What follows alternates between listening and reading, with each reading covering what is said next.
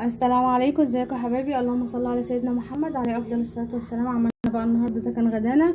عملت سلطه خضراء كده وجنبها جرجير، وده سمك كده بولتي قليته، ورز. وعملت طبق الكابوريا القمر ده عملناه النهارده. يا رب بقى لو عجبك الفيديو ما تنسيش تشتركي معايا وتعملي شير او لايك. ويلا بينا نشوف مع بعض عملنا الحاجات دي ازاي. ويا رب بقى لو عجبكم الفيديو ما تنسيش تعملي لايك او شير.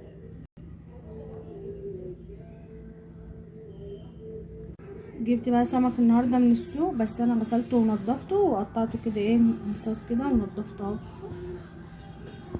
وجبت معايا كده كابوريا اهي، كانت في السوق وعجبتني جبت. دي اللي بتبقى نتش اهي، الكابوريا النتش. وعملت بقى التحديقه توم وكمون وملح وكزبره ناشفه ومعلقه من البابريكا ونص معلقه من الشطه وقرن فلفل حامي وقرن فلفل اخضر وقرن فلفل احمر، كل ده في الخلاط، والثوم ومعلقه من هريسه الشطه. ادي التحديقه معايا كده بالمنظر اللي انتوا شايفينه كده. هحشي بقى السمك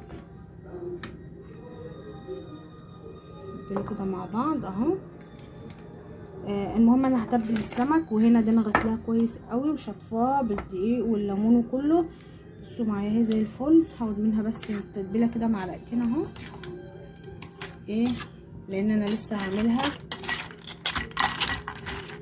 ببصل وفلفل وتوم، وهظبطها تاني في طاسه كده لوحدها. بس انا قبل ما اعملها هديها تتبيله كده معايا، بعصر عليها برضو ليمون. دي هوريكم برضو طريقتها دلوقتي. هحشي بقى السمك وارجع لكم. طاسه كده على النار، حطيت فيها معلقتين من الزيت ومكعب من الزيت ده ساح. انزل كده بمعلقه كده من الثوم اهي معايا، معلقه كده كبيره من الثوم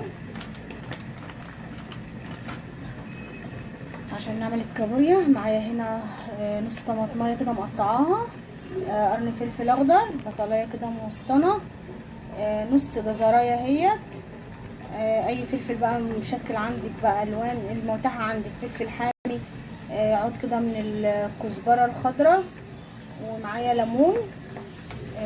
اول بقى ما الثومه كده تبدا تشم نفسها معايا كده وتلون،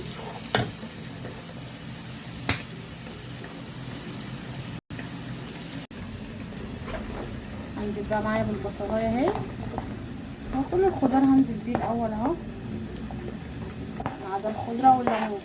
اديله بس تشويحه كده مع الثومه.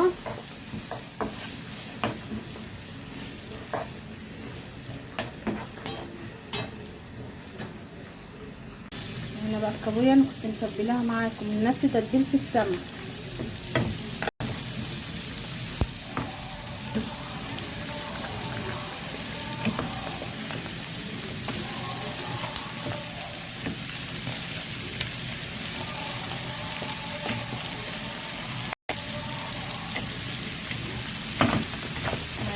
طبعا ما بتاخدش معانا، ما بتكملش 10 دقايق معانا على النار، وبتلون على طول وبتستوي. انا مش هملحها كتير لان انا عاملاها التتبيله، فلو احتاجت رشه ملح رشه كزبره تمام. بصوا معايا قلبتها كده، هديها نص كوبايه كده من الميه اهي،